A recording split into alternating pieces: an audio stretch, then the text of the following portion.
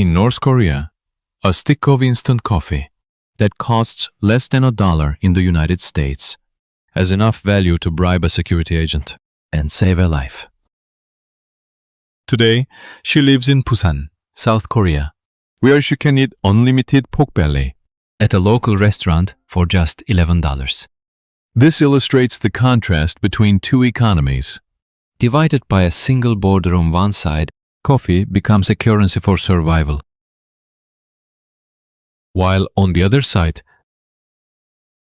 abundance is so common that no one pays attention. This is the story of a female black market coffee dealer who survived in the most isolated economic system in the world. Imagine that a cold metal object is touching your temple right now. In the interrogation room of the North Korean Security Department, on the underground third floor, filled with the stench of blood and decaying mold, when the cold barrel of a gun pressed against my forehead in that terrifying moment, when I didn't know when the gunshot would ring out, there was only one thought filling my mind. Deep in the pocket of my cotton clothes, which had turned into a bloody mess after days of torture, I had secretly hidden 3 small yellow sticks the size of my fingers. Yes, that's right. The 101 Maxim Mocha Gold Mix Coffee is extremely common among South Koreans. Shall I get to the point? I survived like a miracle at the threshold of hell, with 3 packets of that 101 mixed coffee. How did the master of the marketplace, who used to control Pyongyang, end up in the basement of the Ministry of State Security as a rat? In Escape North Stories, we begin the astonishing saga of survival. Your subscriptions and likes, each and every one, becomes a force that reveals the hidden truths of North Korea to the world. When South Koreans think of North Korea, they only imagine the emaciated gray cities where people are starving to death.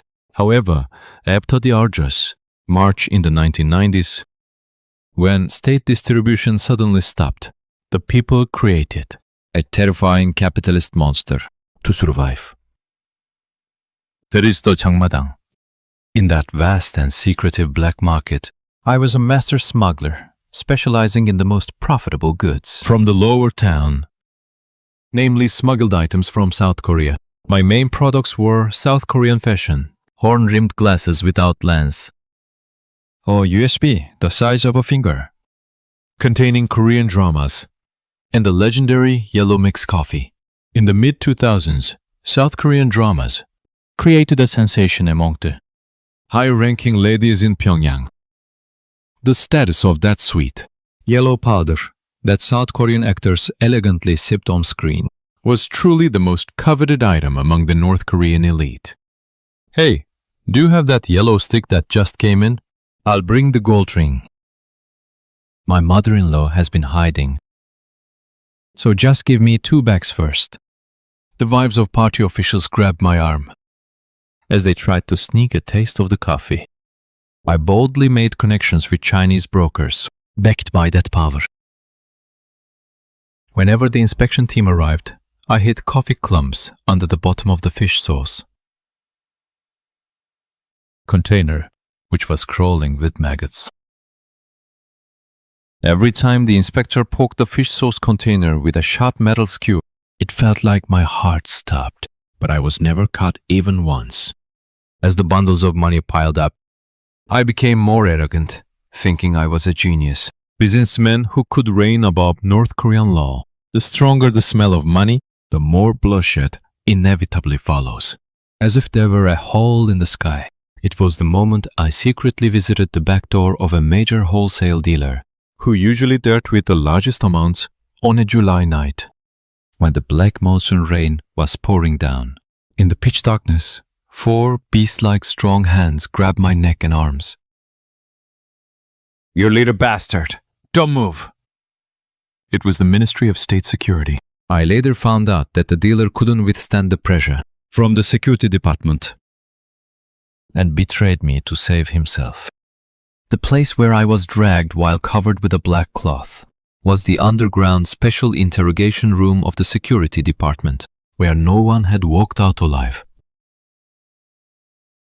The floor was rough and damp cement, and the air was so cold. It felt like it was freezing my lungs. An old incandescent bulb hanging from the ceiling flickered with a dim light. "Are you the main culprit behind spreading the rumors?" And the flash of videos from the lower town? Before the words could finish, the heavy boot of the officer kicked me in the stomach. I was gasping for breath. My stomach twisted, and I vomited dark red blood. For several days and nights, I was treated worse than a beast and was beaten, as the stretching torture continued without letting me sleep. Even for a moment, it felt like my bones and joints were shattering. If this continues, it was clear that I would be dragged to the infamous political prison, where my family would also be tied up in a collective punishment and buried deep in the mountains without anyone knowing. "You reactionary bitch. By tomorrow morning you'll be a corpse. Leave your last words, or ramble on." The officer pressed a gun against my forehead. The cold, chilling temperature of the metal penetrated my skin, soaked in cold sweat and blood. At the edge of that perfect death, that dreadful despair, I remember the secret pocket sewn deep inside, my tethered underwear. I was going to give 3 packets of mixed coffee to the client's wife, but I couldn't hand them over in time. Let's try applying some bribes from South Korea on the Grim Reaper's tongue. The exact 10 seconds when the officer turned his head to light a cigarette, I pulled out a yellow bag with my trembling, blood-soaked fingers. My hand was severely cramping, and I bit down on the edge of the plastic with my teeth. Then I hurriedly poured all the golden, powdered cream into the cold water in the crumpled metal bowl that had ash from cigarettes on the desk, and stirred it frantically with a metal chopstick. It happened in an instant. Amidst the air in the interrogation room, filled with the stench of blood and rotten mold, a nutty, almost paralyzing smell of prim spread out. It was a smell of perfect capitalism, completely alien to this dark prison. The shoulder of the officer striking the match stiffened. He approached with his eyes wide open like a beast. "You rotten bitch, what? Are you trying to pull now? What is this sweet smell?" I lay on the floor and carefully lifted the bowl with both hands. Tears rolled down my chin. "Comrade Kite, please, just try it once. It's the taste of heaven that only high-ranking officials from South Korea drink." The officer, with a suspicious look, aimed his gun at my head and snatched the bowl. After smelling it to check for poison, he cautiously pressed his lips to it and took a sip. At that moment, I saw it clearly. The brows of that lively officer magically relaxed, and his bloodshot pupils began to shake wildly like popcorn. The taste of sweet capitalism, more violently sweet than any ideology, completely overwhelmed his palate, which had never encountered such sweetness in his life. He lowered the pistol and drank all the remaining water without taking a breath, like a dog licking. He cleared his throat and approached me while licking his lips. Then, with his strong hands, he easily released the handcuffs that were tightening around my wrist. "You see, I can see no signs of sincere reflection until you are transported tomorrow morning. Stay crumpled up in that corner." But it was maddeningly strange. He did not put the handcuffs back on. When going outside, the heavy iron door that should have slammed shut did not close all the way. There was no sound of the lock either. That massive iron door was left open just 1 centimeter through the pitch-black interrogation room floor. The light from the hallway seeped in straight through the 1 centimeter gap in the door. That was the last miracle of my life, granted by the master of South Korean instant coffee. I squeezed through that gap and ran like a beast without looking back. I squeezed my body through the 1 centimeter gap in the iron door, left by the officer, heading towards that faint light, and escaped. My soles were torn by sharp stones, but even the pain felt like a luxury. The fear of not knowing when a bullet might come flying from behind consumed my entire body. The place I arrived at, after running as if my breath would tear apart, was the border between North Korea and China, the Tumen River in November. The river water at -20 degrees was sharply freezing from the edges. In the distance, the blood-red light of the watchtower's searchlight was sweeping across the surface of the water. If it touched the light for even 0.1 seconds, it meant immediate execution. I threw off all my clothes covered in frost and plunged into the pitch-black icy water in just my thin thermal underwear. It felt like thousands of ice needles were piercing my blood vessels. At that moment, the shepherd of the border patrol started barking like crazy. "Over there! Shoot!" The beam of the searchlight approached, and I completely submerged into the icy river. Whoosh! Whoosh! I heard the sound of bullets slicing through the water near my ears. Just as I felt my lungs might burst, and my consciousness began to fade, the mud of Chinese soil finally touched my frozen fingertips. However, the escape of 10,000 kilometers was a compressed hell.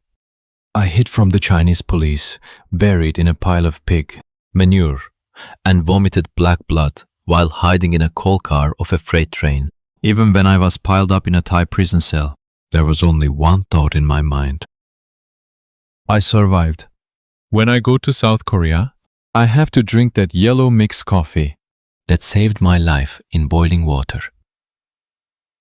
After a long process, when I finally arrived at Incheon Airport in South Korea, I collapsed on the floor and wept like a beast.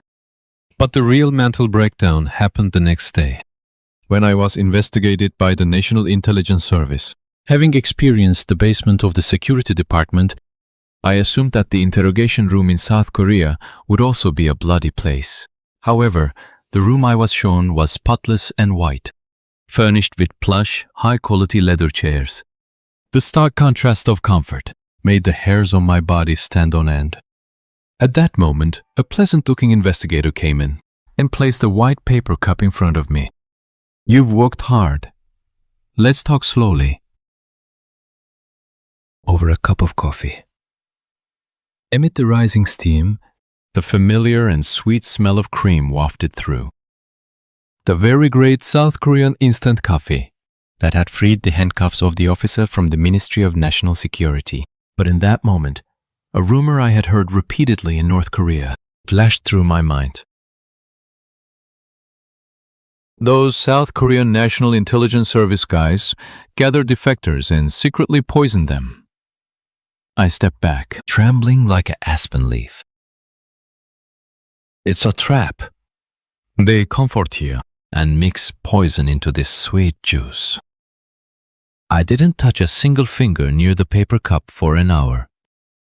When the investigator asked as if it were strange, I rubbed my hands together and shouted, "Comrade investigator, I want to live, please."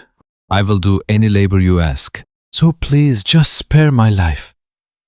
The investigator, realizing what misunderstanding I had, burst out laughing. He grabbed his belly and laughed, then took the paper cup in front of him and gulped down a sip. I didn't get burned in the pot. After he demonstrated, saying, "People in South Korea can't think straight if they don't drink this after a meal," I let out a sigh of relief and downed my very first real South Korean mixed coffee. The taste of capitalism that saved my life in the interrogation room finally spread warmly throughout my body. Thanks to instant coffee, I survived. But when I came to South Korea, I almost fainted thinking I was poisoned by instant coffee. It was quite a hilarious misunderstanding. After completing the National Intelligence Service investigation and Hanawon education, I moved into a 13-pyeon rental apartment and finally enjoyed my first taste of freedom. And when I went to the neighborhood Big Mart to buy daily necessities, my brain was subjected to complete visual violence. It was the moment I was pulling the plastic cart and approaching the entrance. The huge transparent glass door opened smoothly to the sides without me. even touching it with a finger. I was so surprised that I dropped the cart and took a step back. How does the glass know a person and open the door? Is there a person inside the machine? As I hesitated and entered, a pleasant breeze poured out from hundreds of air conditioners. And the interior that unfolded before my eyes was nothing short of shocking. There were countless rice sacks, colorful fruits, and vividly red beef piled up endlessly like Mount Everest. If it were North Korea, it would be a national food warehouse, where an armed company of soldiers would have to stand guard with machine guns. However, surprisingly, there wasn't a single armed guard. People were pushing carts with wheels, expressionless and calm, throwing the precious meat into them with a thud. This abundance, which I couldn't even see in the heart of Pyongyang, where the leader is, are the people of South Korea. Seeing this every day. Under that brilliant light, my legs went weak and I plopped down in the middle of the store. I started to laugh, but suddenly I burst into tears. I couldn't explain the reason. The faces of neighbors who died from hunger, and friends who were shot while crossing. The river flashed through my mind. The world I faced after surviving so fiercely in hell was dazzlingly beautiful and peaceful to the point of being unfair. The shock of the large mart incident had not yet faded. A few days later, I went for the first time to a place in South Korea called All You Can Eat Meat buffet with my classmates from Hanawan. One of my classmates explained it to me with an excited expression. Hey, they say that if you pay just 15,000 won, you can eat that thick pork belly over there. As much as you want until your stomach bursts. I couldn't believe my ears. Are they really offering unlimited servings of such precious meat? I was convinced that the restaurant owner was either a complete fool who didn't know how to calculate, or someone who was seriously out of their mind. We sat down at the table with a plate piled high with red raw meat. As the smell of meat sizzling on the grill filled the air, the sows that had been starving for decades began to go wild. Before the blood even dried, we almost lost our minds and started devouring the raw meat without cooking it.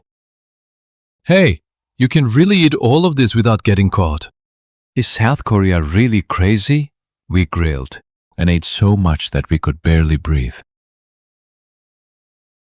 With our throats filled with meat, I couldn't believe that the officials in Pyongyang could only taste meat during the holidays.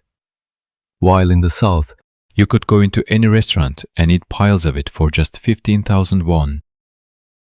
However, misfortune always seems to arrive unexpectedly at the happiest moments.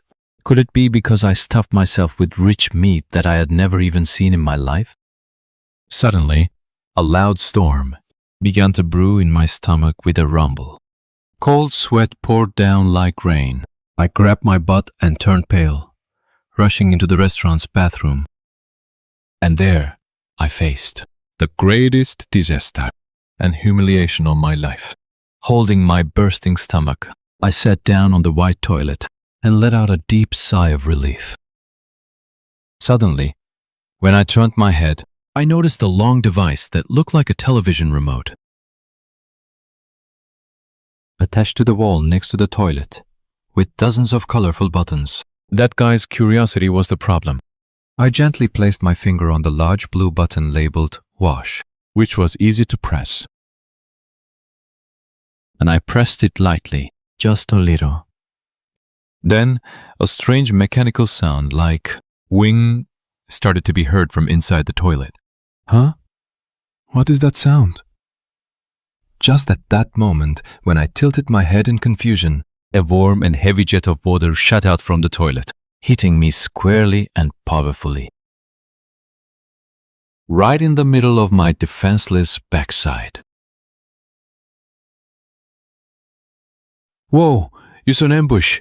I was startled and jumped up, like a spring. Without even properly fixing my clothes, I kicked the bathroom stall door open and ran outside. Those South Korean bastards have finally revealed their true colors. They've installed a water cannon in the toilet to kill defectors. "They're trying to assassinate me here," I shouted, while rolling on the restaurant hallway floor, still unable to fix my disheveled outfit. The ladies who were cleaning the grill were startled and rushed over with ladles in hand, as I tearfully and snuttily explained that I shot a water gun in the toilet. All the guests And the ant in the restaurant fell silent for 3 seconds. Then they started rolling on the restaurant floor, clutching their stomachs and laughing out loud. "Oh my goodness, young lady." "It's not an assassination. That's called a bidet. A machine that washes your butt." "Oh, my stomach."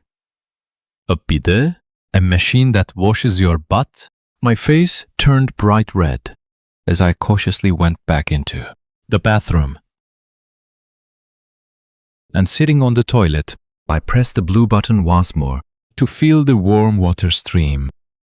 I sat blankly on the toilet, looking up at the ceiling in despair. I laughed like a person who had lost their mind. I can't stop laughing like crazy, but strangely, thick tears started to fall from my eyes. In North Korea, the people can't even find water to drink. So when it rains in the mountains, they scoop up the muddy water and let it settle before drinking. Without drinking water, children are dying from waterborne diseases. But here in South Korea, they wash people's butts with such clear and warm water.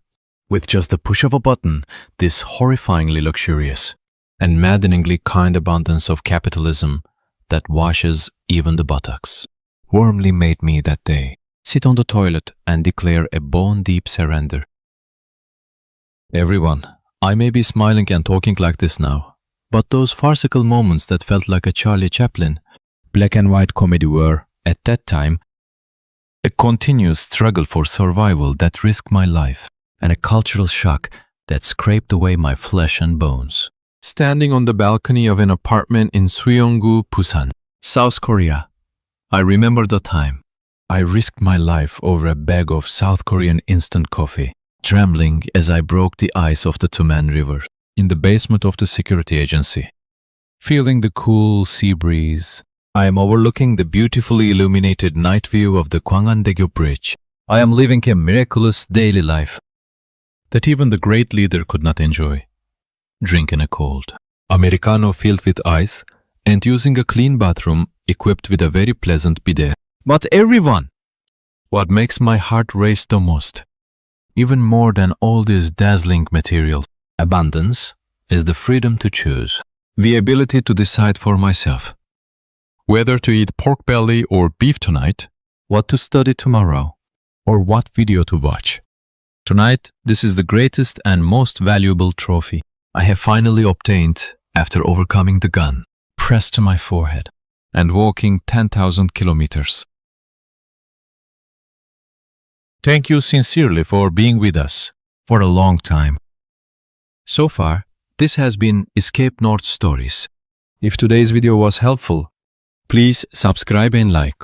Thank you for listening.